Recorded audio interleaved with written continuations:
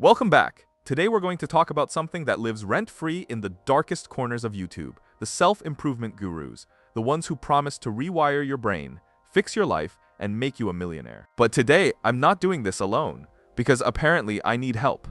So I invited a VTuber. You invited me. You begged me for 3 weeks. I sent 1 email. You sent 7. Wait, am I supposed to present it? You're the guest. I thought I was here to comment, sarcastically, from a safe distance. That's the same thing. It is absolutely not the same thing. What if I freeze? What if I say something wrong? Yuki, you play League of Legends on stream for a living? Those monsters don't leave comments. Neither do most of my viewers. Fine, I'll do it. But I want it on record that I was pressured. Noted. Nobody will see this. Ladies and gentlemen, Yuki reluctantly here. Let's get into it. You open your first channel, you're excited, you can't wait to upload your first video, you start doing your research, which niche to pick, which editing software to use, what camera to buy, what lighting setup to get. Everything makes sense. Everything feels exciting. And then, unfortunately, you make that one search, how to grow on YouTube. And that's when hell breaks loose. And by hell, we mean a very specific kind of hell. The kind where everyone is shouting contradictory advice at the same time, with a thumbnail that looks like they just witnessed a miracle. Exactly. You get bombarded with an insane amount of information. Algorithms, strategies, risks, constant updates. Someone's screaming about a scandal. Someone else is pushing conspiracy theories. Another guy is claiming that going viral requires joining some kind of secret society. The secret society of people who post at 3 p.m. on Tuesdays and call it a strategy. Result, your brain crashes, so you do the most natural thing in the world. You check their profiles, 50K, 100K, 300K subscribers. You think, all right, these people know what they're doing. Their videos get views, they have an audience, they seem to have cracked the algorithm. Like a lot of people, I watch these videos too. And honestly, for a moment, it all seemed to make sense. Find your niche.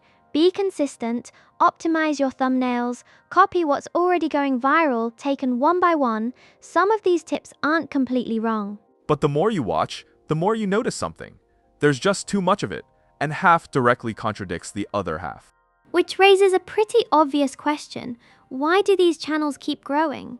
To understand how this works, you need to start with one concept: social proof. Robert Cialdini, one of the world's leading experts on persuasion, showed that we tend to judge something as correct based on how many other people are doing it. Translated to YouTube, if 300,000 people follow this guy, he must know something I don't. That's the first trap. Then there's FOMO, the fear of missing out. The human brain is wired to feel a missed opportunity as more painful than an equivalent gain. Psychologists call this loss aversion, and it's one of the most powerful cognitive biases we have. So, when a guru says, if you don't apply this strategy right now, your channel is already dead, he's not giving you advice, he's triggering an evolutionary alarm. Now, here's the part nobody talks about. If you look at who actually follows these channels, most of them have 0 videos, or just a handful, and 99% of them never apply the advice. Ironic, right? If there really was a secret formula, you'd expect at least some of these people to break through, but it never happens. Let's ask a simple question. If someone had genuinely cracked the code for going viral, why would they give it away for free? Especially when more successful creators means more competition for them.